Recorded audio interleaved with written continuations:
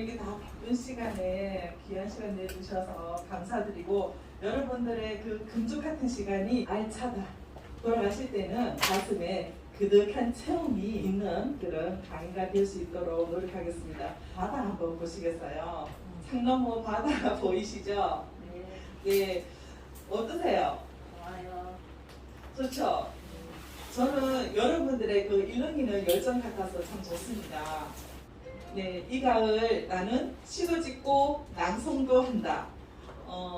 어찌 보면은 시인이라는 이름과 시인 낭송가라는 그런 이름을 가진 사람이 할 수 있는 하나님의 은혜, 하나님이 좀 그러네요. 축복이 아닐까 생각합니다. 제 소개를 잠깐 드릴게요. 저는 1999년도에 시인 낭송가 또 수필가로 활동을 시작했고 2017년도에 시인으로 등단을 해서 활동하고 있습니다.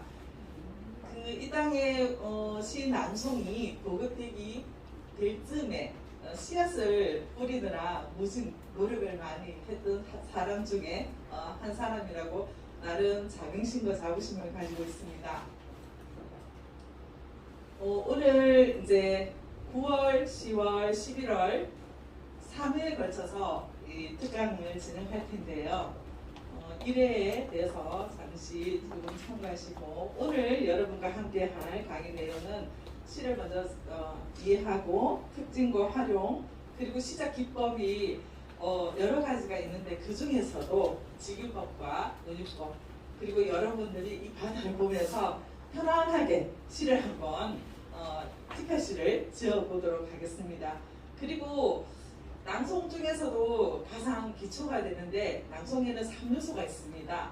호흡, 그 다음에 발성, 발음인데요.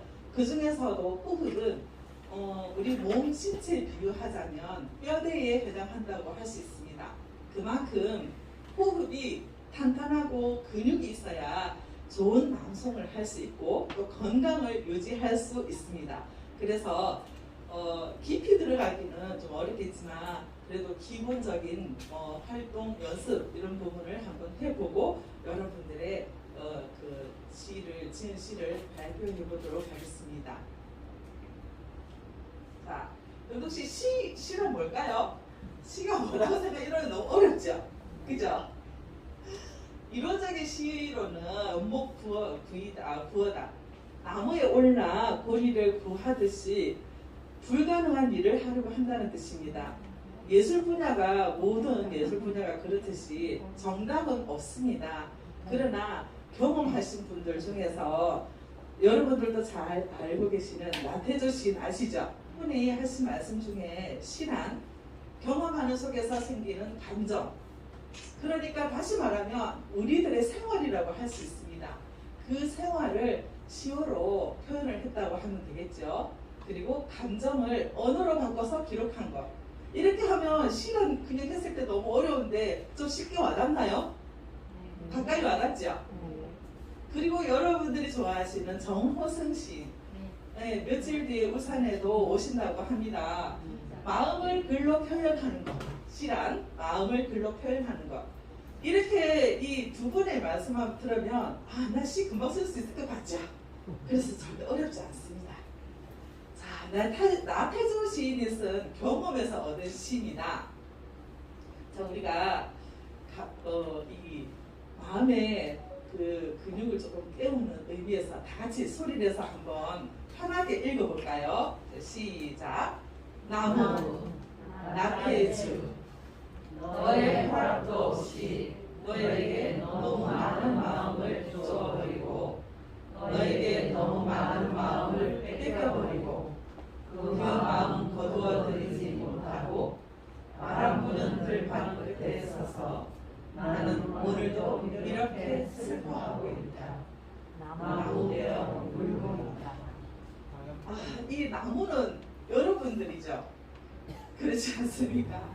상대는 원하지 않았는데 나는 상대가 너무 좋아서 그 상대에게 간 내 마음을 주체하지 못하고 상대가 원하지 않았는데도 내가 너무 많이 줘버렸어.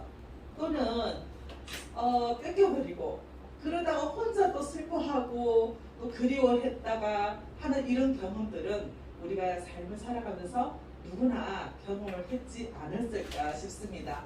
우리 이 시인도 그래서 이런 경험을 이렇게 나무를 그 자신을 빗대어서 표현하십니다.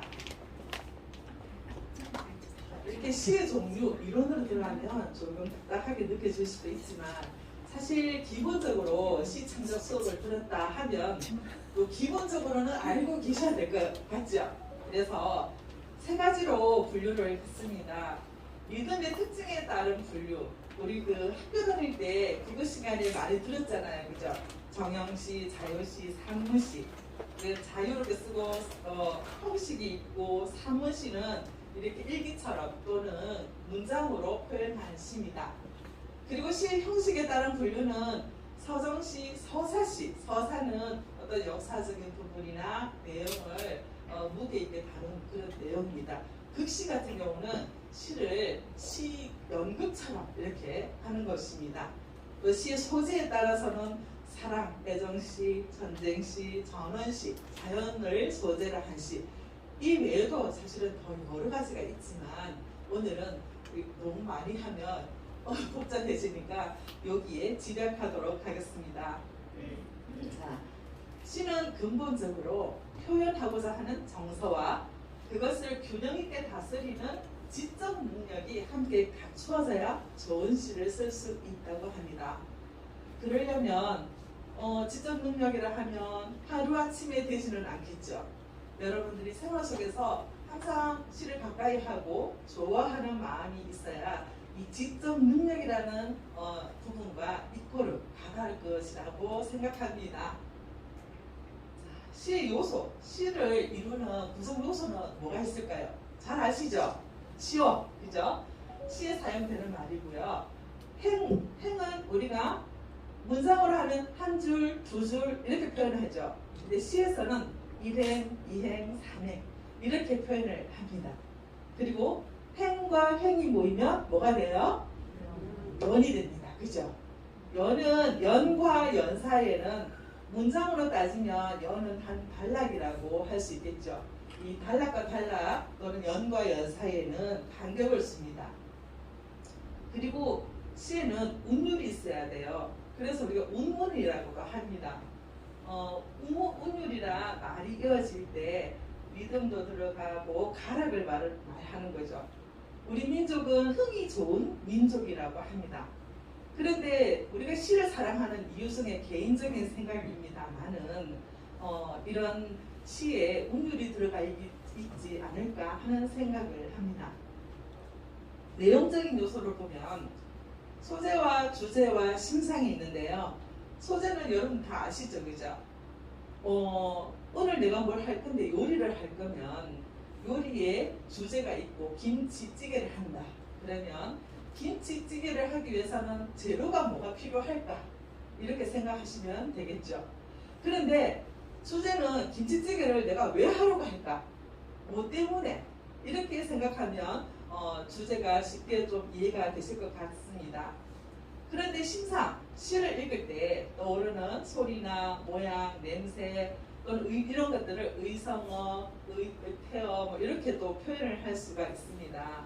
그래서 형식적인 요소와 내용적인 요소를 갖추어서 한 편의 시가 탄생이 됩니다.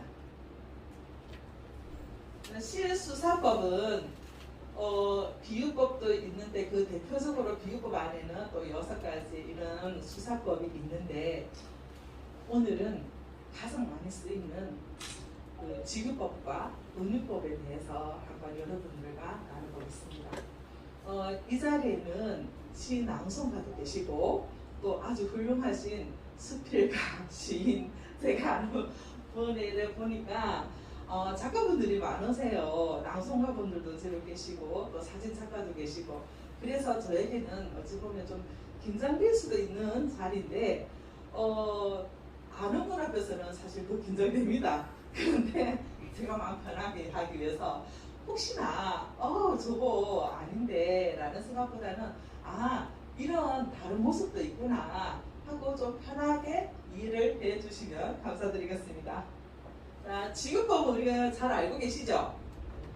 이거 뭐 비두하고는 좀 차이가 있겠죠. 비유, 어떤 대상에 있어서 내 마음을 이입시키는 거. 비교는 그 대상 나의 느낌과 상관없이 대상과 대상끼리 비교되는 것이고요. 비유는 어떤 대상에 있어서 내 마음이 들어가는 것입니다. 내 마음을 표현하는 것입니다. 그래서 뭐뭐처럼 같다, 뭐뭐 같다, 인양, 같이. 대표적으로 이 가을에 가장 많이 읽혀지는 시가 뭘까요? 국화옆에서. 서정주 시인의 국화옆에서입니다. 자, 내 누님 같이, 내 누님 같이에서 직유법이 들어가는 거죠. 원관념과 보조관념 이렇게 하면 좀 어려운데, 원관념은 비유하고자 하는 표현에는 그 실제 어떤 대상을 말합니다. 그런데 나무를 비유하면 나무 줄기가 되고 뿌리가 되겠죠. 그러면 더 원관념을 들어가면 뿌리가 되겠고, 보조관념 들어가면 가지나 잎이 되겠죠. 그래서 이론적으로 하자면 수자법에서 원관념의 뜻이나 분위기가 잘 드러나도록 도와주는, 또는 비유하거나 비교하는 어느 대상을 말합니다. 자, 그러면 이 가을에 이 시를 특히 이 바다가 보이는 이 자리에서 우리가 한번 읽지 않고 지나간다는 것은 이 자연에 대한 예의가 아니고 이 시인에 대한 결례가 되지 않을까요? 그렇죠? 그런 의미에서 제가 오늘 첫 시간이라서 선물도 많이 가져왔습니다. 여러분들을 유혹하기 위해서 선물로 유혹하려 합니다. 여러분들 적극 응해주세요. 안 그러면 제가 참 민망하겠죠. 자, 국화옆에서 한번 낭독해 보겠습니다. 이 바다가 보이는 이 기회는 절대 두 번 다시 오지 않습니다. 어디 가서 우리가 바다 보이는 데서 이 국화옆에서 낭독을 시를 한번 읽어보겠습니까? 그죠? 진행을 당하고 싶으신가요? 네. 자, 오늘 그 남성분들도 많이 오셨는데 제 눈을 어떻게 보이지는 저 제일 뒤에 안경 끼신 남성분, 제가 전함을 잘 모르겠지만 성함을 말씀드리면 개인적으로도 아는 것 같아서 그냥 어떤 이미지를 말씀을 드리겠습니다. 네, 일어나셔서 한번 읽어주시겠어요? 자, 여러분들 박수 부탁드리겠습니다. 잠시 마스크 좀 벗겠습니다. 오, 맞습니다. 국화옆에서 서정주.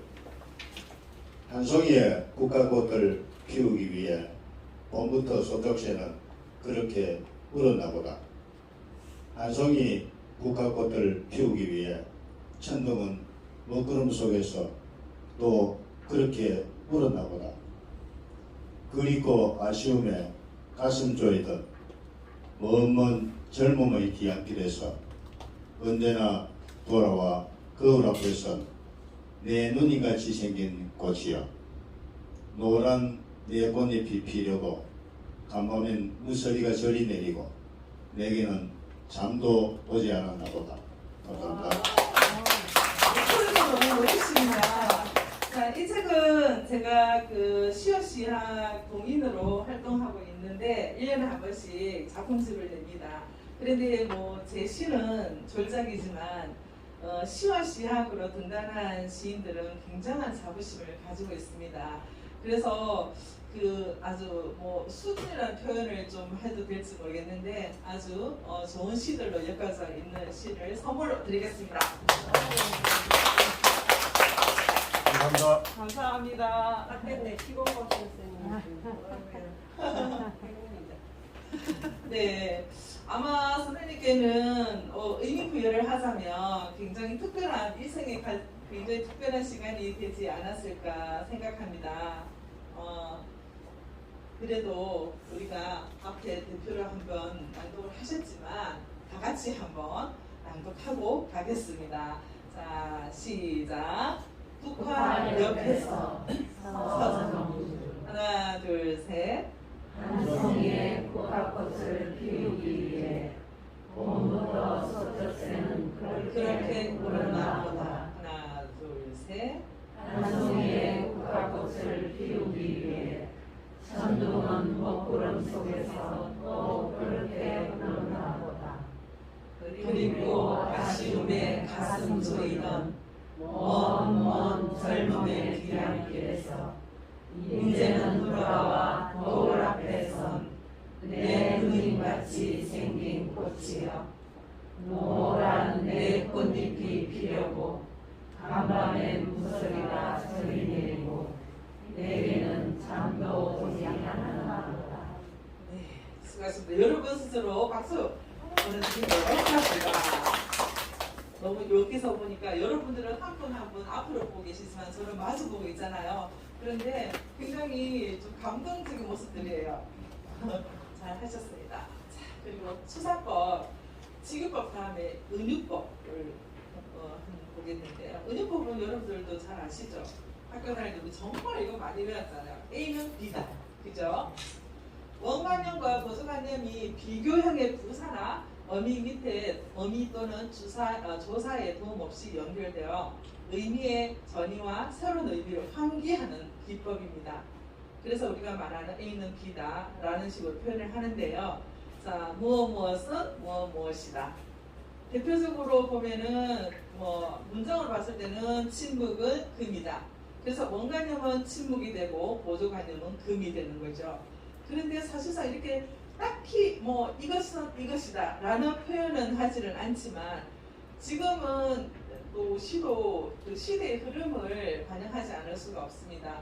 그래서 그 이전의 그 표현 기법과 요즘은 조금 더 달라지는 양상을 보이고 있는데 예전에는 이런 A는 B다 이런 형식이 많이 있었다면 요즘은 조금 더 깊이 들어가거나 또는 더 포괄적인 그런 은유법을 표현을 많이 하시더라고요. 그런데 우리는 학창 시절에 그런 느낌을 살리기 위해서 제가 일부러 그 내 마음은 호수여 이 시 다 기억나십니까? 김동명 시인의 내 마음은 호수. 저는 개인적으로 고등학교 때 참 좋아했던 시입니다. 네? 가곡으로 알지. 아, 가곡으로 많이 아신다고요? 아, 그렇군요. 그 가곡으로만 듣던 시를 오늘 여기서 보게 되네요. 그러면은 오늘 파란색 바다빛깔의 가을 코트를 멋지게 입고 오셨는데 일어나셔서 낭독 한번 해주시면 네. 가곡으로 만나서 하셨으니 네, 일어서서 한번 부탁드리겠습니다. 예, 큰 박수 부탁드릴게요. 내 마음은 호수 김동명. 내 마음은 호수요 그대 저오. 나는 그대의 흰 그림자를 안고 옥같이 그대의 배전에 부서지리라. 내 마음은 촛불이여 그대 저음을 달아주오. 나는 그대의 비단 옷자락에 들며 고요히 최후의 한 방울도 남김없이 타오리라. 내 마음은 나그네여 그대 피에 물어주오. 나는 달 아래 귀 기울이며 거저시 나의 밤을 새우리다. 내 마음은 낙엽이여 잠깐 그대 곁들에 머무르게 하오. 이제 바람이 일면 나는 또 나그네같이 외로이 그대를 떠나리라. 감사합니다. 성공하게 정말 잘하셨습니다. 자, 이제 오늘 시 선물로 드리겠습니다. 사실은 발표하는 것은 대단한 용기가 필요하거든요. 듣는 우리는 어찌 보면 변할 수 있는데 딱 당사자가 이렇게 하면 참 많은 용기가 필요한데 기꺼이 응해주셔서 정말 감사드립니다. 자, 여기서도 내 마음은 호수요, 내 마음은 촛불이요, 내 마음은 나그네요, 내 마음은 낙엽이요. 이렇게 해서 여기가 은유법이 들어가 있습니다. 내 마음을 직설적으로 표현하지 않고 무엇에 비유를 했죠. 그래서 지급법도 같이 들어가 있습니다. 그래서 호수에 비유하고 촛불에 비유해서 은유적으로 이렇게 표현을 한 것이죠. 우리도 그렇지 않습니까? 나 너 좋아해 하는 것보다는 또 가만히 가서 눈을 지그시 바라보거나 또는 좋은 이렇게 꽃 한 송이, 들꽃 한 송이 준다면 참 좋을 것이고 또 슬퍼하는 분이 있다면 울지마 울지마 하는 것보다는 가만히 다가가서 꼭 안아준다면 훨씬 더 깊은 위로가 되겠죠. 그래서 우리 삶에 있어서 은유의 힘은 정말 꼭 필요하고 대단한 것 같습니다. 시가 주는 즐거움. 우리 생활 속에서 시가 주는 즐거움은 여러분 혹시 시 필사 해보신 분 계십니까? 예. 늘 생활 속에서 하시는 분이에요. 아, 시 필사를 안 해보셨군요. 옛날에 많이 했어요. 옛날에 많이 하셨어요. 저는 그 24년 동안 시 낭송을 하면서 어찌 하기 싫을 때가 어찌 없겠었습니까? 그런데 그럼에도 그 시낭송과 제가 함께 이렇게 오늘날까지 올 수 있었던 것은 필사의 힘이라고 생각합니다. 하다 보면 넘어질 때도 있고 또 좌절해서 눈물을 흘릴 때도 있습니다. 그때 저는 시를 필사하면서 좀 위로하고 또 뭐 화장실에서 앉아가지고 이렇게 시를 해질녘에 어스름하게 거실에 어둠이 이렇게 들어오잖아요. 그때 참 쓸쓸한 생각을 많이 했었어요. 그러면 시집을 꺼내서 이렇게 읽으면 누가 뭐 때린 것도 아닌데 혼자서 뻥뻥 울고 또 낭송을 할 때는 이 필사를 해서 외우고 이렇게 했었습니다. 그런데 제가 녹음도 해보고 녹음하는 기법도 이렇게 활용하고 하는데 가장 그 머릿속에 또는 가슴속에 콕 박히는 것은 필사인 것 같아요. 필사를 하다 보면 거의 뭐 제가 처음에 예전에 등단할 때 99년도 97년도부터 시낭송을 알게 되어서 준비를 했었는데 98년도에 그때는 뭣도 모르고 정말 무식하면 용감하다고 해서 고개 빳빳하게 들고 박두진 시인의 해야 솟아라 이렇게 하고 했었습니다. 그런데 그 용감함에 용기를 주셨는지 장려상을 주셔가지고 이제 그 다음에 최우수 지역대회에서 최우수를 받으면 본선에 서울에 가서 최우수자들끼리 각 지역에서 최우수 받은 사람들끼리 다시 걸어서 이제 동상 이상 받으면 재능 그 시낭송가증을 줍니다. 그런데 거기서 못 받으면 다시 원점으로 돌아가서 또 시작을 해야 됩니다. 그런데 그 관문이 너무나 어려워서 만약에 제가 한번 떨어지면 저는 다시 올라갈 힘이 없을 것 같았습니다. 그래서 죽기 살기로 1년 동안 6월 달에 울산 대회가 있었는데 나희덕 시인의 그때 나는 이라는 시였습니다. 그런데 그때 당시는 보통 대부분이 그 청록파 시인, 조지훈, 박두진 등등의 이런 분들의 시를 거의 유행처럼 보편적으로 교과서처럼 시를 가지고 출전하는 때였어요. 근데 저는 그때 나는 이라는 시는 이 저자가 작가가 과원에 올라가는 비탈길에서 배움은 떨어진 그 사과에 흙이 묻어 있는 것을 보고 그것을 내 마음에 비유한 시였습니다. 그런데 저는 그 시가 왜 나왔냐면 제가 그 결혼하기 전에 이제 보육원에 봉사를 했는데 이 아이들에게 이 아이들은 이별을 가장 무서워해요. 두려워하는데 제가 덜커 저는 언니는 결혼해도 다시 오겠다 라고 내뱉었습니다. 그 말이 얼마나 무서운 말인지도 모르고 그런데 밀양에서 울산으로 신혼집을 차리고 이렇게 왔는데 교통이 없는 거예요. 그래서 그게 늘 이제 마음속에 아이들하고 약속을 지키지 못한 것에 대한 어떤 미안함 늘 엉은해져가 있었나 봐요. 그런데 이 시를 보는 순간 나이덕 시인의 그때 나는 그걸 읽는 순간 펑펑 우는 거예요. 그런데 대회에서는 울면 안 되기 때문에 평소에 그 필사를 하면서 눈물을 많이 쏟아내고 대회 때는 약간 꿀꺽하면서 이렇게 했었는데 정말 운이 좋게도 이제 조수를 받았습니다. 그래서 또 본선에 가고 이렇게 했는데 그 본선 받고 나서도 많은 곡들이 있었지만 그때 저는 감히 말씀드리자면 그때 제가 단번에 될 수 있었다는 것은 저는 목소리도 좋지 않았고 굉장히 열악한 조건이었습니다. 그런데 그 필사의 힘으로 매일 필사했습니다. 양철 지붕에 대하여라는 안도현 시인의 그 당시에 잘 알려지지 않았던 안도현 시인의 시를 다 반대했습니다. 부산지의 대표로 가는데 왜 당신만 생각하느냐. 그런데 저는 대회에 참여 의미가 내가 상을 받기보다는 내가 좋아하는 이 가슴에 담긴 시를 공유를 하고 싶은 그 마음에서 고집을 부리면서 이렇게 필사를 하고 그 부담감 때문에 더 열심히 했겠죠. 그런데 정말 운이 좋았습니다.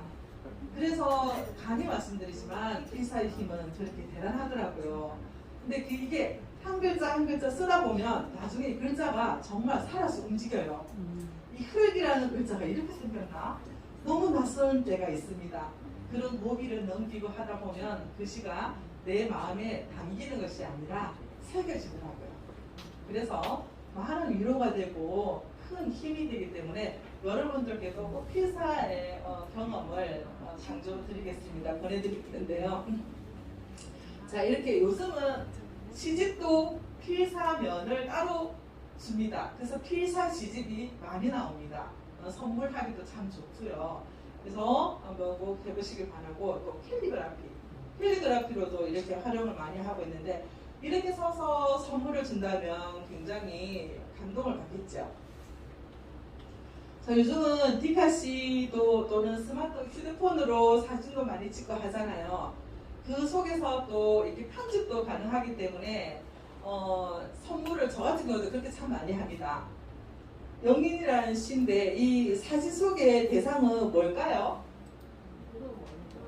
그죠? 구름인데 디카시를 많이 자료를 찾다가 그 중에서 제가 찾은 범위 내에서는 이 시가 저한테는 와닿았습니다. 보통 보면 어떤 대상, 예를 들어서 해바라기면 해바라기라고 직설적으로 표현을 합니다. 그런데 시는 아까 조금 전에 우리 말씀드렸듯이 은유의 힘이잖아요. 이 구름을 가지고 뭉글뭉글한 이 구름을 가지고 영린이라고 표현을 했습니다. 그래서 저는 이분 정말 조금 안다 하는 생각을 했습니다. 자, 제가 한번 글씨가 작으니까 이거는 어떻게 할 수가 없었습니다. 영린, 하늘의 턱 밑에 돋은 비늘이 있다. 까불며 함부로 만지지 마라. 죽는다. 천둥치고 벼락쳐서 하늘의 순리를 거스른 벌 받는다. 민심은 천심, 비늘이 바싹 섰다. 참 잘 썼죠? 네. 자, 그리고 저는 이렇게 선물을 좀 많이 하는 편입니다. 파워포인트나 요즘은 키네마스터나 이런 데 편집하기가 좋잖아요. 편집 그 기능 앱들이 굉장히 많습니다. 그래서 그 시를 어떤 데는 복사 기능이 잘 없는 데가 많은데 그 블로그는 잘 안 되더라고요. 그런데 카페에 들어가면 시가 있으면은 그 시를 이렇게 드래그 쭉 해가지고 붙여넣기 이렇게 해서 글씨체도 바꿀 수 있고 그 앱에 다 있거든요. 그래서 그 사진은 요즘 저작권이 굉장히 강화되어서 저는 픽사베이 무료 이미지 다운받을 수 있는 픽사베이 사이트가 있습니다.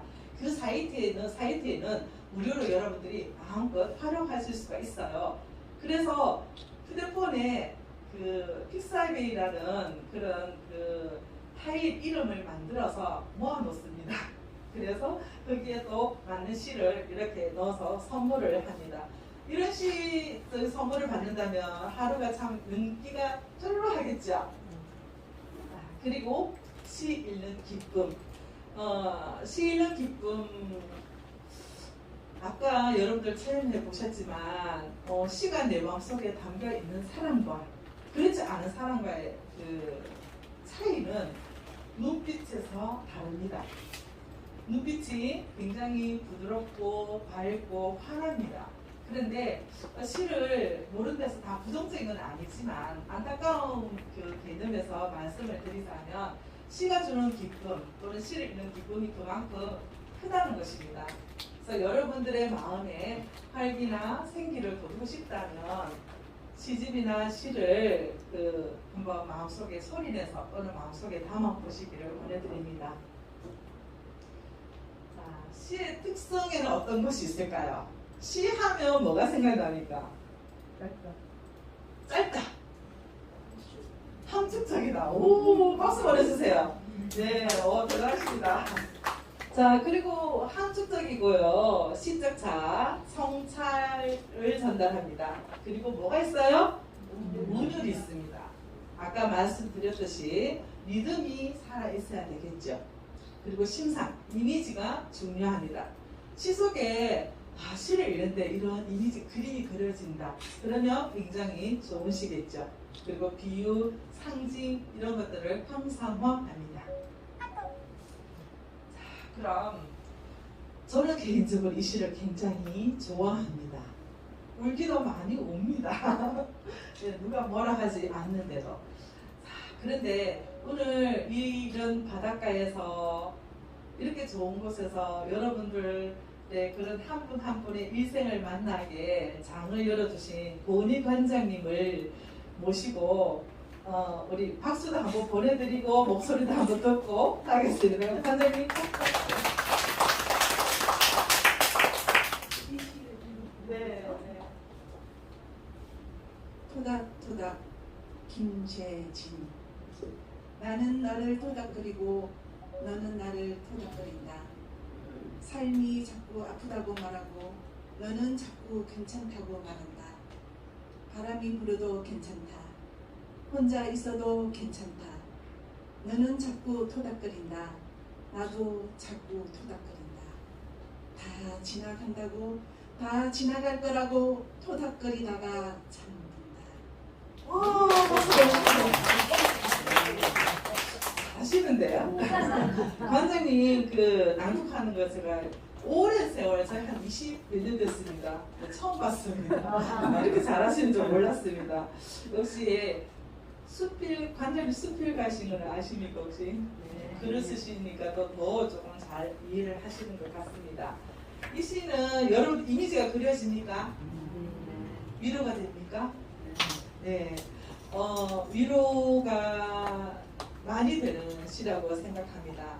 조금 더 이 시를 저는 이제 포즈나 이렇게 우리가 연습할 때 낭송 기법을 하려고 할 때 이 시를 단골로 모시고 오는 시인데요. 이렇게 많은 어려움 많이 들어가지 않았어요. 그죠? 아주 우리가 쉽게 와닿고 너는 나는 너를이에요. 근데 그냥 새 나눠 나, 너, 토닥토닥 이거밖에 없는데도 엄청난 우리가 생각과 위로를 주잖아요. 그래서 이 시를 좋아합니다. 자, 그러면 이 시도 참 좋은데 수선아에게 자 1행을 보면 1행과 2행을 보면 울지 마라 외로우니까 사람이다. 공감하십니까? 네. 우리는 누구나 다 외롭습니다. 그런데 그 외로움을 어떻게 좋은 긍정의 에너지로 승화시킬 수 있느냐는 시와 낭송의 힘이라고 저는 주장합니다. 네. 자, 그러면 수선아에게 시를 한번 나는 낭송을 한번 해보겠다. 용기 손을 들어주세요. 손을 들어주세요. 네. 제 눈에 보이는 선생님 저기 이 마스크 쓰신 선생님 한번 일어나서 저와 눈이 마주치세요. 선생님. 어떻게? 선물은 없습니다. 우리의 박수가 선물이 되겠습니다. 네, 박수 한번 해주세요. 수선아에게 정포승. 울지 마라 외로우니까 살아갑니다. 살아간다는 것은 외로움을 견디는 일이다. 공연이 오지 않는 전화를 기다리지 마라. 눈이 오면 눈길을 걸어가고 비가 오면 빗길을 걸어가라. 갈대숲에서 가슴 검은 그여새도 너를 보고 있다. 가끔은 하나님도 외로워서 눈물 흘리신다. 새들이 나뭇가지에 앉아있는 것도 외로움 때문이고 내가 문가에 앉아있는 것도 괴로움 때문이다. 산그림자도 외로워서 하루에 한 번씩 마을로 내려온다. 종소리도 외로워서 울려 퍼진다. 오! 박수 보세요. 목소리도 음색도 따뜻하고 차분하게 잘하셨습니다. 뭐 가능하다면 기회가 주신다면 여러분들의 목소리를 한번 제가 감히 진단해보는 시간도 한번 가져보고 싶지만 목소리에도 색깔이 있고 성격이 있습니다. 톤에도 말하는 속도 또는 톤에 따라서도 그분의 성격이 나오는데 굉장히 차분하게 잘 스며드는 그런 목소리입니다. 감사합니다. 이 시는 시인이 뭘 말하고자 할까요? 여러분들이 내가 쓴 시다. 그러면 내 시를 읽는 독자에게 무엇을 말하고 싶었을까요? 인간은 존재 자체가 외로우니까 네. 특별히 남자스는 슬퍼하지 말고 외로워하지 맞습니다. 박수 보내주세요. 네, 맞습니다. 굉장히 이해력이 좋으신 거예요. 어렵지 않아요. 그냥 우리가 누구나 다 외로우니까 너무 혼자만 외롭다고 슬퍼하지 마라. 이런 내용입니다. 그런데 요즘 굉장히 외로움을 타는 분들이 많으시고 또 코로나 이후 혼자서 갑자기 혼자가 돼서 견뎌야 하는 시간들이 많잖아요. 그죠? 그래서 이때 내가 나에게 어떤 외로움이 응습해올 때 이 시를 소리내서 읽는다면 얼마나 큰 위로가 될까요? 그죠? 자, 시집기를 할 텐데 이런 과정으로 할 겁니다. 저는 이게 정답은 아니에요. 제가 시를 짓는 기법 중에 하나입니다. 그래서 저는 어떤 대상을 먼저 떠올립니다. 그리고 그 떠올리는 보면서 시를 제목을 짓고 가만히 바라보고 또 그 다음에 이 대상이 왜 나에게 들어왔을까? 나와 나 안에 나를 들여다봅니다. 그래서 나와 마주하고 그리고 이제 생각나는 글들을 시어가 아니어도 좋습니다. 그냥 편안하게 글을 적습니다. 그래서 거기에서 또 태고를 조사를 뺀다든지 뒤에 나오겠지만 그렇게 태고하게 합니다. 이런 과정으로 할 텐데요. 먼저 떠올리기는 어떻게 하느냐? 여러분들은 해바라기 하면 뭐가 생각나십니까? 반가워요. 이 중에서 내가 생각하는 단어가 있습니까? 네. 어떤 게 있습니까? 짝사랑. 짝사랑 바라보기니까 네 좋습니다. 또 어떤 게 있을까요? 바라기 그죠? 그거도 생각날 수 있겠죠. 해바라기 그죠? 또 해바라기 축제가 혹시 가보셨습니까? 엄청 넓고 좋더라고요. 네, 축제도 있고요. 또 그리움 그죠? 기다림 이런 것들이 있겠죠. 꼭 해바라기가 아니어도 예를 들어서 오늘같이 파도가 제가 인사드릴 때 말씀드렸잖아요. 똑같은 파도인데 파도가 거세다고 해서 무섭다 하는 사람도 있겠죠. 그런데 저는 여러분들 열정에 비유를 했습니다. 그죠? 그래서 어떤 대상에 대해서 그때는 그 대상이 눈에 들어오는 이미지는 뭘까요? 지금 내 마음 상태인 겁니다. 그래서 내가 무엇에 초점을 두느냐가 되겠죠. 자, 그럼 이렇게 해서 떠올리기를 한 다음 제목을 짓는데 비교 두 컷을 할 텐데요. 이거 사진입니다. 다음에서 자료를 출처해 왔는데요. 첫 번째 저 위에 제목이 뭘까요? 사진 제목. 전시 작품의 제목이 있습니다. 첫 번째 이거는 뭔 것 같아요? 얘기는? 빛, 별빛. 빛? 별빛? 폭주. 오, 좋습니다. 그러면 제목을 내가 이 사진을 찍었다. 그럼 난 제목을 뭘로 할까요? 물방울. 물방울? 또 빛을 했으니까 빛과 관련된 뭘 의미를 비유할 수 있겠죠.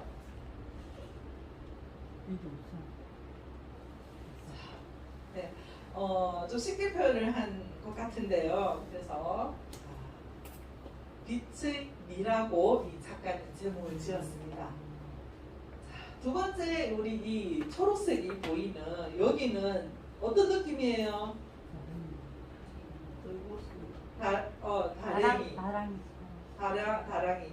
또 평온하다, 연두의 어떤 생명력 뭐 등등을 떠올릴 수 있겠죠.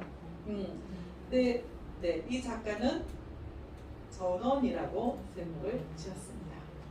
자, 그러면 여기에 있는 이 폭포는 제목을 어떻게 지어줄까요? 정답은 없습니다. 그런데 이분은 그냥 이기폭포, 상동에 있는 이기폭포인가 봐요. 그래서 이기폭포라고 지었습니다. 자, 이 세 잘못됐다는 개념이 아니라 우리가 다르게 생각을 해보자는 의미에서 가지고 온 작품들이니까 참고를 해주시고요. 그냥 어떤 은유의 힘은 살아있지는 않죠. 그죠? 그래서 이 작품을 봤을 때 깊이가 조금 더 얕다는 거죠. 그런데 다음 것을 보면 이분은 어떤 제목을 지었을까요? 자, 여기에 인생길. 오, 누가 너무 말씀하셨습니까? 오, 가능성이 있습니다. 네. 자, 인생길을 비웠을 때 여기가 뭘까요? 고비가 되겠죠. 어떤 삶에. 그죠? 넘어가는 어떤 희망? 뭐 이렇게 할 수도 있겠죠. 자, 이분은 기억의 시선이라고 했습니다. 자, 시선이라 하면 이 바퀴 자국을 따라서 이렇게 가는 것이겠죠. 그래서 기억의 시선이라 했고, 그다음 오른쪽에 이 횡단보도가 있는 그 가속 방지턱이죠. 여기는 어떤 제목을 넣었을까요? 한 작가는 아닙니다. 다 각자의 작가입니다. 휴식, 바다가 보이니까. 또는 그 가속 방지니까 천천히 가라는 의미를 넣을 수도 있겠죠. 그죠? 근데 이제 이 작가는 도시의 단편, 단면이 아니라 단편. 하나의, 그러니까 단면보다는 조금 더 넓고 포괄적인 의미를 가집니다. 그래서 이런 부분도 있다. 저는 개인적으로 그 여기에 밑에 제일 밑에 있는 이 작품을 조금 맞다 이런 생각을 했습니다. 여러분들은 이 두 그루의 나무를 보면서 어떤 생각을 하십니까? 흔들림? 네. 힌트를 드릴까요? 색깔이 다릅니다. 나무 모양과. 그죠? 그런데 나란히 서 있어요. 어떻게? 부부. 오, 부부도 좋습니다. 박수 보내주세요. 정답은 아니지만 아주 근사하게 가까웠습니다. 네? 공존. 오, 굉장히 비슷하게 나옵니다. 자, 볼까요? 동행. 맞추셨어요? 역시.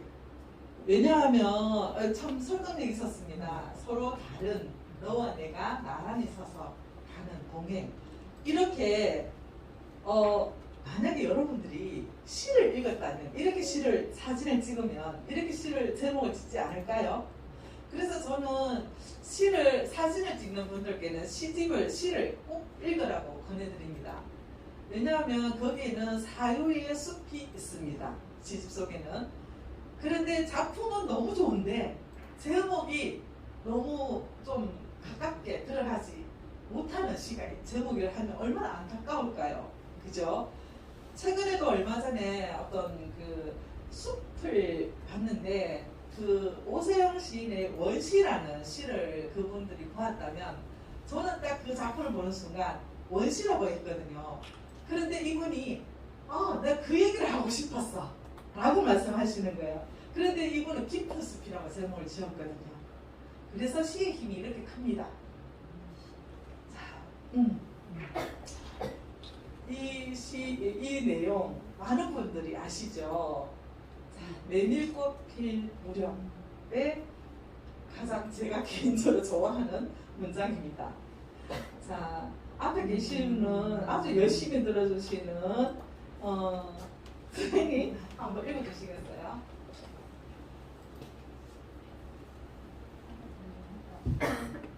네, 앞이니까 앉아서 뵐게요. 반종을 지난 무렵인지 죽은 듯이 고요한 속에서 짐승 같은 달을 숨소리가 손에 잡힌 듯이 들리며 콩고기와 옥수수 잎새가 한참 달에 풀어져 젖었다. 산 후리는 온통 메밀밭이어서 피기 시작한 꽃이 소금을 뿌린 듯이 흐뭇한 달빛에 숨이 막힐 지경이다. 네, 아우 감사합니다. 아까 발표하신 지금 선생님께서 이 앞에 계시는 시인 선생님께서 제가 선물을 이렇게 많이 오실 줄 모르고 안 가져왔다 했더니 시집을 기부를 해주셨는데 참 따끈따끈하고 좋은 시집입니다. 김경숙 수필가님 또 시인님 예, 여기 앞에 앉아 계시는데 우리 감사의 박수 한번 보내드릴까요? 네, 시가 굉장히 좋습니다. 이게 뜻이 있다를 센스 있게 이렇게 방향을 바꿔서 이렇게 했는데 아까 발표하시는데 제가 선물 못 드린다 하신 분 어느 분이셨죠? 네, 드리겠습니다. 아유 감사합니다. 네, 조금 전에 발표해 주신 우리 선생님께도 감사합니다. 네, 박수 한번 주세요. 자, 왜 이걸 제가 했냐 하면 옆에 이것은 작품이에요. 이 사진은. 그죠? 이 사진 작품이고 소금꽃이라 했는데 이것은 제가 편집을 했습니다. 다른 시의 작품을 여기에서 좀 부분 잘라서 이렇게 어둡게 편집을 했어요. 소금꽃이라는 의미를 안다면 이렇게 사진을 찍지 않을까? 그죠? 소금꽃은 밤에 이 내용을 봤다면 아마 분명히 밤에 가서 사진을 찍었을 거라 생각해요. 저라면. 그죠? 그래서 이 시에 나오는, 이 문장에 나오는, 이 소설, 단편 소설에 나오는 이 문장의 그 소금꽃을 보기 위해서 많은 분들이 공평에 갑니다. 그죠? 그런데 뭐 올해는 어떻게 좀 잘 못했다 하던데 여러 가지 뭐 환경상. 근데 이 소금꽃을 보기 위해서 한밤중에 가서 달빛에 내리는 이 모습을 담는다면 얼마나 희열을 느낄 수 있을까요? 작품의 완성도가 훨씬 더 높아진다는 것이죠. 그래서 문학과 사진 이런 부분은 뗄래야 뗄 수가 없다는 것입니다. 자, 그렇다면 이것은 조금 부끄러운데요. 제가 그 내 인생 사과한다 수필집에 넣었던 사진들입니다. 저도 사진 찍는 것을 좋아해서 많이 찍는데 이 수필집에는 제가 찍었던 사진들을 다 이렇게 넣어서 컬러로 나왔는데요. 여기 다니면서 찍어놨던 건데 이걸 보니까 뭔지는 아시겠죠? 네. 나무 다 잘라서 단면이잖아요. 여러분들은 이 모습을 보니까 뭐가 생각나세요? 네? 시간. 나이테에 초점을 맞추셨나요? 네, 좋습니다. 시간 좋습니다. 저는 이 모습은 우리라고 생각했습니다. 우리 모두 각기 다른 또는 크기도 다르고 나이테 모양도 다르고 그 다른 우리가 모여서 사람이 되어 있는데 이 우리 속에서 그때 제가 한때 너무나 막 정신없이 이렇게 행사에 가야 되고 하다가 너무 지쳐서 내가 지금 뭘 하고 있지? 과연 이게 맞는 건가? 고민할 때가 있었습니다. 그래서 관계 다이어트라는 수필을 썼습니다. 사람과의 관계에 있어서 내가 조금 정리해야 될 부분들 또는 조금 더 집중해야 될 부분들 이런 부분들을 점검하고 생각하면서 관계 다이어트라는 제목의 수필집에 이 사진을 넣었습니다. 혹시 공감되시나요? 네. 네, 감사합니다. 자, 이것은 제가 연출했는데요. 설명을 굉장히 좋아합니다. 어디 가면 늘 주워와서 바구니에 담아놓고 이렇게 하는데 지인이 이렇게 부엉이죠. 이거를 직접 만들어 주셨어요. 선물로. 그런데 또 이것 또한 지인이 선물을 해주셨어요. 원래는 따로따로 다 흩어져 있었습니다. 그런데 이 세 개의 소재를 모으니까 하나의 재미있는 장면이 연출이 되는 거예요. 어떤 느낌이 드세요? 조화가 잘 이루어진다고 생각해요. 자, 이런 좋습니다. 여기를 저는 숲으로 가정을 합니다. 소나무가 있는 숲. 그러면 솔방울이 있으니까 이 솔방울들은 다람쥐도 되고 다른 동물들이 되겠죠. 곤충도 되고 풀도 되고. 그리고 여기는 뭐 가족이나 지인이나. 그래서 숲속에서 뭐 또는 이렇게 가족 음악회를 한다 이렇게 연출을 했는데 그 임지호님 아시죠? 고인이 되신 박정. 저도 어머니가 이제 돌아가시고 굉장히 그 영화를 보면서 어머니가 많이 생각나고 그 박정이 그리웠어요. 그래서 저도 박정이라는 그분의 글도 좀 내용을 좀 넣으면서 수필을 썼는데 거기서 이렇게 제목 박정이라는 수필 내용 안에 이 사진을 넣었습니다. 이렇게 연출할 수도 있겠죠. 제목을. 그죠? 그 다음 제목 처음에 떠올리기, 제목 짓기. 이번에 세 번째는 바라보기입니다. 자, 똑같은 해바라기인데 활짝 핀 해바라기도 있고 고개 숙인 해바라기도 있고 시드른 해바라기도 있고 여러 형태의 해바라기가 있겠죠. 지금은 어떤 모습인 것 같아요? 고개 숙인 해바라기. 고개 숙였다. 또 맞습니다. 꽃잎을 한번 봐주시면 이 꽃잎이 지금 시들. 만약에 여러분들 중에 내가 너무 좀 지쳐있다. 그러면 지쳐있는 해바라기가 되겠죠. 그죠? 익어가는 해바라기. 그것도 좋습니다. 자, 그러면 이 시를 이 사진을 보고 좀 비슷하겠다 해서 시를 가져왔는데 공감이 되시는지 모르겠습니다. 조금 전 이 시를 저기 선생님 까만 마스크 하시는 남자분 선생님 네 한번 낭독해 주시겠습니까?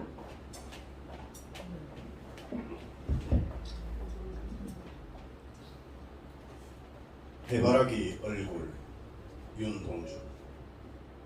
누나의 얼굴은 해바라기 얼굴. 해가 금방 뜨자 일터에 간다. 해바라기 얼굴은 누나의 얼굴. 얼굴이 수고들어 집으로 온다. 오, 낭송하시는 좀 다르죠? 네, 낭송가십니다. 낭송가를 활동하시고 국구문학회 회장을 맡고 계시는데요. 네, 감사드립니다. 박수 한번 해주세요. 자, 이 사진과 내용이 조금 연결이 됩니까? 저는 이 사진을 보니까 이 시가 생각이 났습니다. 윤동주 시인의 해바라기 얼굴은 잘 알려지지 않았어요. 그죠? 근데 이제 뭐 저는 24년 동안 많은 시를 접하다 보니까 약간 저장이 되어 있었나 봐요. 그래서 문득 생각이 났습니다. 다행히도.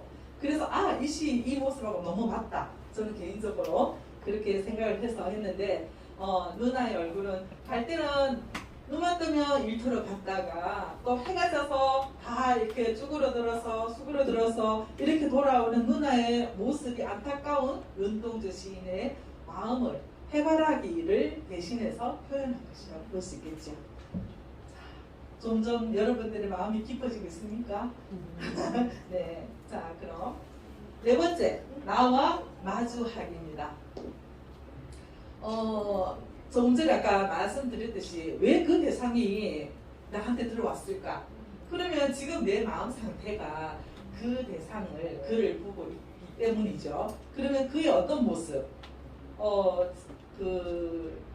아까 그 해바라기처럼 그 대상을 통해서 나는 무엇을 말하고 싶은지 그렇게 먼저 메모를 하십니다. 그래서 마음 들여다보기를 하는 거죠. 이 과정에서 시 짓기가 치유의 힘을 가집니다. 자, 그다음 시 짓기. 편안하고 자연스럽게 시를 짓도록 합니다. 이때는 일기처럼 쓰셔도 됩니다. 편안하게 내가 지금 하고자 하는 마음이 무엇인지 내 마음이 무엇을 말하고 있는지 집중해서 귀를 기울이십니다. 그래서 그렇게 편안하게 적고 나서 여기서 적고 나서 태고가 중요하겠죠. 이 다음에 태고를 하는데 저는 이러이러한 과정으로 태고를 합니다. 첫 번째는 내가 정말 표현하고자 하는 말의 주제가 정말 잘 드러났는지, 그리고 을는 이를 최대한 생략할 수 있을 때 합니다. 왜요? 왜 이렇게 할까요? 그죠? 한충미를 살리기 위해서입니다. 은유의 힘과 한충미가 드러났을 때 읽는 독자는 더 깊은 그 공간에 들어갑니다. 읽는 이가 없는 그 공간에 감동이 더 깊이 들어간다는 거죠. 그 다음에 시어의 위치가 똑같은 말인데도 도치법 위치를 바꾸면 무게가 훅 실리기도 합니다. 이게 시의 매력입니다. 그래서 나열을 이렇게도 해보고 이렇게도 해보고, 그런데 위치를 바꾸고 보면 지금 이 시어가 이쪽에 오면 다른 시어가 또 생각이 나거든요. 그러면 이러이러한 과정을 통해서 조금 더 정돈되고 완성미가 있는 그런 시를 짓게 됩니다. 그리고 표현법 재구성을 하는데요. 비유법도 아까는 해바라기처럼이라고 했어요.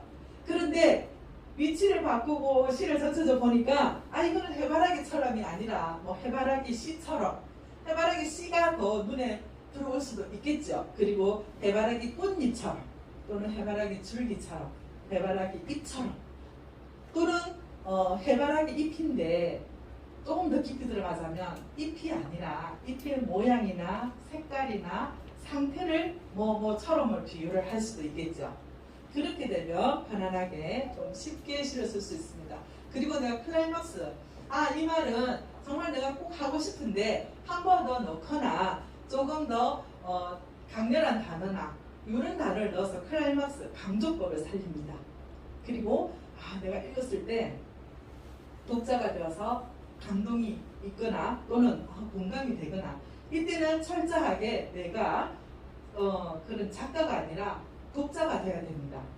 그래서 냉정하게, 최대한 냉정하게 봤을 때 이거는 과감하게 아니다, 다르다, 이렇게 냉정해질수록 더 좋은 작품이 탄생될 수 있습니다. 자, 이런 6가지 과정을 통해서 저는 이렇게 시작을 합니다. 요즘 휴대폰에 카메라 기술이 굉장히 많아지잖아요. 그래서 사진을 안 찍는 분은 거의 없을 것입니다. 어떤 분이 음식도 역사라고 했습니다. 그래서 저하고 식사할 때는 굉장히 인내심이 필요합니다. 커피를 마시더라도 여러 컷의 사진을 찍고 음식도 여러 컷의 사진을 찍습니다. 그런데 저하고 많이 다니시는 분들이 그 많은 사진들을 다 뭐하냐 이래 했는데, 저 수필집을 보고 나서는 그래도 다 쓰기는 썼네 이렇게 말씀하시더군요. 그래서 사진을 찍을 때 저 개인적으로는 여기 참 잘 표현했다는 생각이 듭니다. 여기 지금 비친 그림자죠. 어떤 대상일까요? 뭘 것 같아요? 그림자의 주인공. 오, 많이 보셨군요. 연잎 맞습니다. 연잎의 시선이 참 중요하죠. 쉽게 놓칠 수 있는 풍경인데 이것을 담아서 시로 성화시켰습니다. 걱정 말고 힘내. 내가 그늘을 가지고 있다는 것은 내가 지금 밝은 곳에 있다는 증거이니까. 자, 나에게 지금 그늘이 생겼다는 것은 내 주변이 환하게 밝아 있다는 그 말이죠. 굉장히 위안이 되는 시라고 생각을 합니다. 자, 오른쪽에 보면 노심초사라는 제목인데요. 다 내어주고픈 마음, 자식들 어찌 될까 근심 걱정하다가 그만 노부부 가슴 속 다 녹아버렸네. 감동이 오십니까? 굉장히 너무 많이. 그죠? 깊이 훅 들어옵니다. 그래서 사진을 찍을 때도 내가 어떤 마음을 담을 것인지, 그러면은 그 대상이 어떻게 보이겠죠? 이미지가. 그래서 내가 지금 내 마음 상태를 잘 들여다보는 것이 어디에 있든 그것이 참 중요하다고 생각합니다. 이 해바라기 보니까 지금 어떤 모습이 떠오르세요? 그렇죠. 효과 있습니다. 그래서 정말 잘 들으셨네요. 자, 이런 걸 이렇게 지금 느껴지시잖아요. 마주보기 또는 대화 나누는 거. 대화 나누는데도 어떤 대화를 나누는지. 지금 여러분들 각자의 대화, 어떤 대상이 떠오르는 대상이 다 다르겠죠. 그래서 지금 잠깐 노트를 꺼내서 한번 이 이미지를 보시고 지금 마음 상태를 적어봅니다. 메모해 주시기 바랍니다. 메모지 없으세요?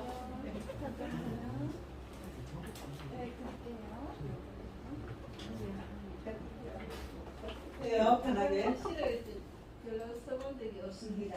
아, 그래요. 해바라기 네. 오늘도 아침 일찍부터 기상했구나. 밤사이 푹 쉬었니? 오늘 하루도 햇볕 잘 받으며 늠름하게 잘 지내자꾸나. 시안 써보신 분 처음 써보신 분 맞으세요? 타고난 재능 있으신 것 같아요. 오, 감사합니다. 네. 네. 성함 말씀해 주세요. 왜요? 왜요? 저는 지지를 못했는데. 괜찮습니다. 네. 네. 아까 발표해 주셨으니까 용서해 드릴게요. 감사합니다. 버스야 그러면? 네. 그냥 한 줄만 떠올라서요. 네. 너의 향기가 느껴진다. 오, 네. 뭐가 느껴져요? 향기가 느껴진다. 오, 그 아주 심오한데요.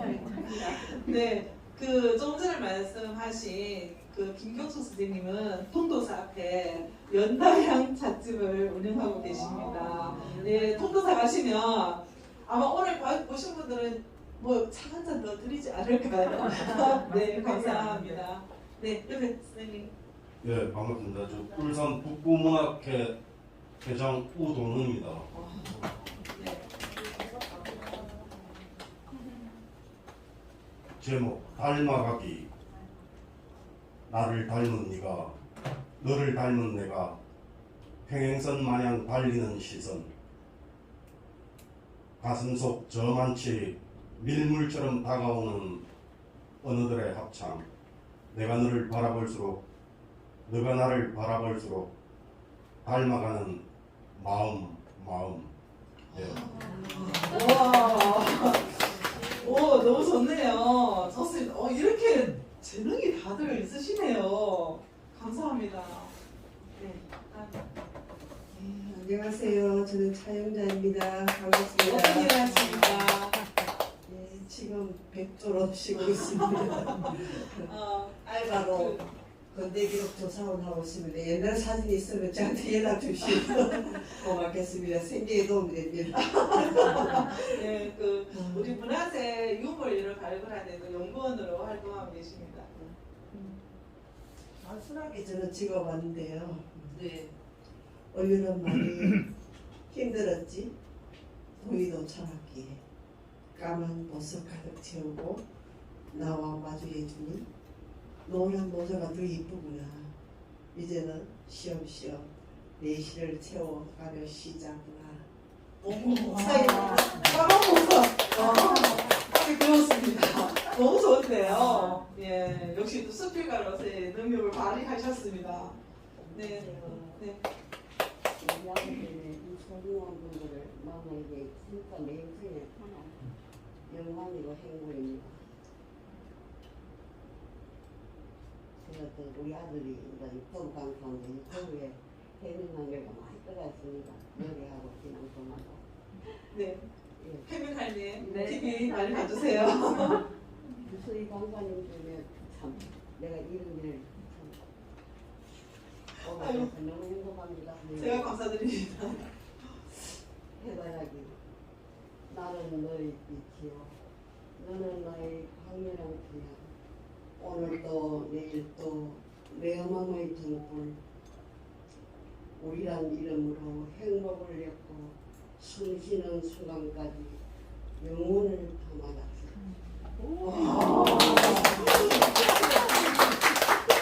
선생님은 수필을 쓰시면 안 되고 시를 쓰셔야 된다니까요. 야, 그 해바라기를 내 마음의 등불로 표현을 하셨습니다. 그 삶의 어떤 그 연륜이 느껴지네요. 감사합니다. 네. 제가 신고하면 누굴 토스했습니다. 그렇습니까? 좋습니까? 네, 네, 좋습니다. 저는 제목을 제가 사용합니다. 해바라기가 통상적으로 해를 보고 살아가는 걸로 알고 있는데 제 경험으로나 지금 청소년 시기에 이제 아이들을 보나 저걸 보는 순간 딱 떠오른 게 처음 사랑. 해를 봐야 되는 아이가 어떻게 마주보고 두기만. 그래서 처음 사랑. 제목 짓고 너만 보여? 시. 와, 너무 보여, 시. 좋네요.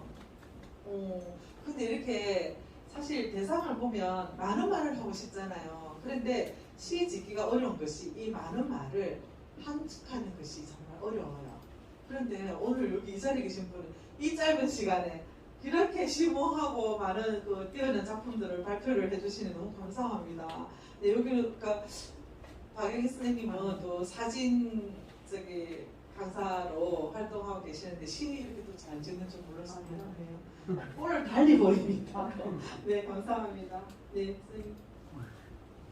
저는 박동용입니다. 네. 이게 뭐 시는 아니고요. 그냥 한 적어봤습니다. 네. 마주 바라보며 웃음 짓네. 함께 숨을 쉬며 기쁨과 한이가 가슴에 와닿는다. 오늘은 종일 좋은 일만 함께 할 것만 같아. 이성과 마음속 깊이 오랜 시간 간직하고 싶다. 그 어렵지 않으면서도 공감이 좀 많이 됩니다. 감사합니다. 선생님 평소에 그 시 읽고 좀 하십니까? 시는 이까지 오늘 처음 봤습니다. 그런데 이 정도면은 특히 또 남성분은 뭐 어떻게 비하가 아니고 약간 감성이 여성하고 다르잖아요. 여성들도 섬세한데 남성분들은 좀 뭐 이렇게 뭉뚱뭉뚱한데 굉장히 자연스럽게 잘 쓰신 것 같아요. 네, 감사합니다. 네. 자. 안녕하세요. 슈퍼스님 최홍현입니다. 근데 제가 시를 잘 모르고 사실 세 줄 썼거든요. 네. 일단 제목은 시가 나와있어요. 네. 시가 되는지 모르겠어요. 시간 그냥 말없이 있어도 좋다. 그곳에 치열했던 시간. 거기에서 오늘 지금 막 소름이 돋습니다. 다들 너무 잘하시는데요. 네. 감사합니다. 차 어떻게 오셨습니까? 차 없으면 못 오셨어요. 택시 타고 오셨어요. 감사합니다. 택시 타고 오셨는데 너무 박수 한번 더 보내드릴까요? 네, 여기 선생님. 안녕하세요. 저는 남구에서 왔습니다. 네. 시는 오늘 처음 저도 듣고 있습니다. 네. 당신은 편안하세요. 아픈 곳은 없나요? 아침밥은 잘 드셨나요? 항상 지켜주셔서 감사해요. 당신도 항상 곁에 있어줘서 든든해요. 비바람, 폭풍 다 견뎌내고 이해하셨군요. 당신은 나의 은딱지야. 혹시 건강 같이 계십니까? 지금 오늘? 지금 아니요. 너무 뭐랄까요, 잔잔한 감동이 전해지네요. 감사합니다. 너무 잘하셨어요. 네, 감사합니다. 네, 선생님 아까 열심히 적으시더라고요. 예, 저는 북구 상암동에 사는 이채우입니다. 네. 그 문학에 대해서는 전혀 문의안이 했었는데 요 근래에 또 기회가 돼서 오늘 이 자리에 함께하게 돼서 상당히 좋습니다. 네, 감사합니다. 그 제목은 해바라기 얼굴이라고 이렇게 제목을 한번 지어봤습니다. 네. 어제 미소 떠오르지 않아 다시 마주친 얼굴 속내 다 보여주진 않지만 화면만 위해서 확대시킨다. 화장에 가려진 잡티처럼 소소한 일상이 번개처럼 스친다. 마주친 현실 이상입니다. 오. 아주 솔직하면서도 약간 용기를 내신 것 같고, 제가 보니까 오늘 여기 남성분이 몇 분 계시는데 다 감성을 많이 좀 가지고 계시는 것 같아요. 너무 잘 쓰셨습니다. 감사합니다. 옆에. 안녕하십니까. 네. 이런 시간을 갖게 해주셔서 감사합니다. 네, 감사합니다. 저는 안미련이라고 합니다. 네. 제목은 해바라기처럼 따스한 햇살 아래 너와 함께라서 행복해. 너의 숨결, 너의 표정, 너에 관한 것은 다 소중해. 우리 이렇게 오래 마주하자. 너무 감사합니다. 정말 감동이 가졌습니다. 네. 안녕하세요. 강동 주민 신지환입니다. 감사합니다. 너와 나 안녕. 오늘도 너와 마주한다. 지난밤 별빛, 달빛에 대해 얘기도 하고 내일 만나지만 매번 새로운 이야기가 넘치는 너. 아름다운 내 아가 오늘도 너와 마주한다. 네, 얘기가 확 느껴집니다. 혹시 관장님 쓰셨습니까? 네? 아니요, 저는 오늘 연락을 못했어요. 네, 너무 따뜻하고 좀 감동이 막 일어납니다. 저 파도보다도 여러분들의 열정이 훨씬 더 높습니다. 제가 그거는 확신합니다. 네, 정말 감사드립니다. 혹시 오늘 수강 중에 질문 있으십니까? 궁금하시거나? 난 좀 이런 거 조금 평소에 잘 안 되던데 등등. 네. 네, 아까 이게 제가 모든 거 아시는 얘기인데 네. 제가 속는 말이라고 못해서 봅니다. 네. 필서라고 하셨는데 예. 그 시를 짧게 쓰는 걸 말씀하시는 거예요? 네, 그렇습니다. 이거 다음 기회에 조금 더 집중하고 하려고 했는데 필사 방법에 대해서 조금 구체적으로 말씀을 드리려고 했는데 욕심을 부리면 다음 달에 오세요 라고 해야 하는데 질문을 하셔서 제가 밀당을 잘 못합니다. 바로 말씀드릴게요.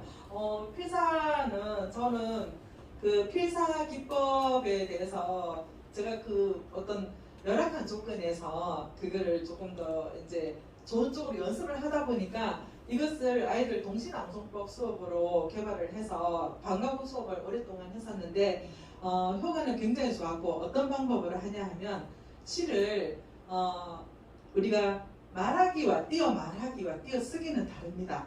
그렇죠? 그런데 우리가 보통 뺏겨 쓸 때 옮겨 적을 때는 띄어 쓰기로 쓰기가 쉬운데 저는 띄어 말하기로 머릿속에 담고 옮겨 적으라고 합니다. 예를 들어서 이거 한번 해볼게요. 걱정 말고 힘내 라고 한다면 우리가 그 말하게 할 때 머릿속에 걱정 말고 힘내 이렇게 담아요. 그리고 안 보고 적습니다. 그러면은 이렇게 이동하는 거죠. 내가 담았던 것을 그대로 출력하는 거죠. 그렇게 했는데 모르겠습니다. 긴 글 한 문장에 그때는 보셔도 좋은데 가능하면은 안 보시기를 권해드리죠. 조금 더 긴 거 볼까요? 내가 지금 밝은 곳에 있다는 증거이니까. 말하기로 하면은 쓰기를 하면 사실은 내가 지금 말하는 곳에 뭐 이렇게 조금 연결이 되는데 이거를 필사할 때는 따박따박 글자 그대로만 보시라는 거죠. 띄어쓰게 하고. 그래서 내가 지금 밝은 곳에 있다는 증거이니까 이렇게 하고 다시 내가 지금 밝은 곳에 있다는 증거이니까. 근데 밝은 곳에 있다 그 다음에 뭐더라 하면 모르겠으면 살짝 보시고 이게 첫 번째 단계예요. 그렇게 적고 나서 그 다음에 두 번째는 반드시 이제 그 이미지로 더 그리면 좋겠는데 다 이렇게 쓰고 나서 반드시 하셔야 되는 게 점검. 띄어쓰기와 시에서는 띄어쓰기도 시어거든요. 그래서 띄어쓰기를 정확하게 했는가, 그리고 표기부호, 쉼표, 물음표, 느낌표 이런 부분을 다음표나 인용표 이걸 정확하게 했는지 검사를 합니다. 그래서 그 검사를 하시고 나서 이제 한 발 더 나아가서 저는 이미지를 그려보시라고 권해드려요. 걱정만 하는데 지금 내 마음에 어떤 걱정을 뭐 예를 들어서 연잎을 이렇게 그린다든지 이렇게 과정을 하시면 굉장히 효과적이실 겁니다. 이렇게 되면 뭐가 좋으냐면 암기력이 첫째는 늘어나요. 그러니까 학교의 아이들 같은 경우도 국어 받아쓰기가 너무 어려워해요. 그런데 그런데 굉장히 좋았고 또 저는 이렇게 쓰고 나면 소리 내어서 읽기도 하거든요. 그러면 내가 훨씬 더 깊이 와닿고 그런 효과가 있습니다. 그리고 또 치매 예방, 암기력이 좋아지니까 치매 예방에 저는 특효약이라고 말합니다. 네, 감사합니다. 또 다른 질문 있으신가요? 다음 달에 또 와주세요. 네. 그러면 제가 오늘 이걸 제가 제 책도 홍보하고 네 제가 이렇게 내 인생에 사과한다 작년 12월 25일 날 제 인생의 크리스마스 선물로 25일 일자로 찍었거든요. 이것을 아까 다른 분들 너무 다 잘하셨는데 시를 오늘 처음 접하신다 하신 두 분께 드리고자 하는데 아까 선생님 네 감사합니다. 이게 감성스킬집이라서 시 쓰는데 조금은 도움이 되지 않을까 하시고 아까 또 처음 접하셨다는 네. 아 선생님 오늘 처음 접하셨습니까? 선생님 다음에 오세요. 그럼 드릴게요. 이게 유혹입니다. 네 감사합니다. 자 이렇게 하고 평소에 잠깐만요. 평소에 어떻게 하면 일기를 잘 쓸 수 있을까? 그러면 편안하게 일기를 그냥 그 어떤 형식을 매이지 말고 편안하게 써보세요.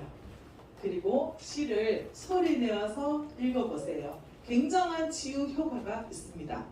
그리고 아까 조금 전에 말씀드렸던 필사, 지필사 해보시고 자세히 보기. 어떤 사물에 대해서 그냥 이렇게 풍경이 아니라 지금 저 파도는 어떤 마음으로 저렇게 뭘 말하려고 저렇게 출렁일까?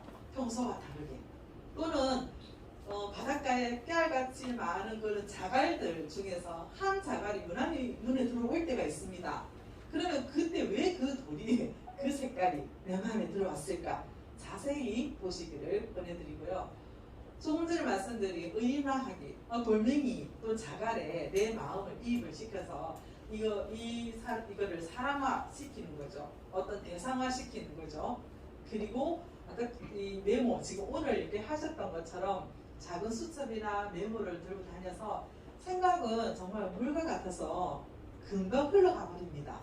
근데 저도 그 시 이제 작곡 연습 공부할 때 자기 전에는 잠결에도 막 시가 생각나고 너무 좋았던 것 같아요. 그런데 아침에 일어나면 금방 정말 거짓말처럼 맑게 생각이 안 납니다. 그리고 운전할 때도 이거 괜찮은데 이럴 때가 있어요. 그런데 메모를 못한 경우가 많았는데 저는 이제 휴대폰에 녹음 기능이 있으니까 녹음을 해놓거나 자기 전에 머리맡에 노트를 안 보고도 쓸 수 있도록 딱 볼펜하고 놓고 불 안 켜고 그냥 바로 적습니다. 아침에 보면 굉장히 유치찬란합니다만은 이런 것을 반복을 하시면 점점점 발전하시겠죠. 자, 다음 10월에 강의를 안내드리겠습니다. 10월 18일 날 이 자리에서 다시 여러분들을 뵙도록 하겠습니다. 그때도 이제 의인법과 도지법, 또 직위법에 대해서 조금 더 보고요. 시를 어떻게 다듬는지 태고에 대해서 조금 더 집중해서 우리 같이 함께 해보도록 하겠습니다. 낭송기법 중에서는 발성에 대해서 함께 해볼 하고요. 제 활동이라가 홍보도 하고 북부의 소식을 하나 전해드리겠습니다. 9월 24일 날 토요일 날 6시 저녁 6시에 그 박상진 의사 송정동의 그 생가에서 코로나로 몇 회 못했나 봐요. 그런데 다시 올해 추모의 밤 고헌 박상진 의사 추모의 밤을 진행하는데 제가 또 신앙 수업을 하게 되었습니다. 오시면 별밤을 함께 그 정치를 느껴보실 수 있을 것입니다. 이 둘게네프라는 이 소설가이기도 하고 시인이기도 한 또는 철학자이기도 하죠. 이분은 모든 것이 완벽히 준비된 순간을 기다린다면 결코 시작할 수 없을 것이다. 네, 우리는 완벽하지 않아도 좋습니다. 지금 이 순간이 여러분들의 활짝 피어나는 꽃인 시간입니다. 꽃의 시간입니다. 그래서 여러분들의 그 열정적이고 붉은 꽃의 시간을 제가 힘차게 응원하고 다음 시간에 더욱 알찬 내용으로 여러분들 만나 뵙기를 희망합니다. 긴 시간 동안 고맙습니다.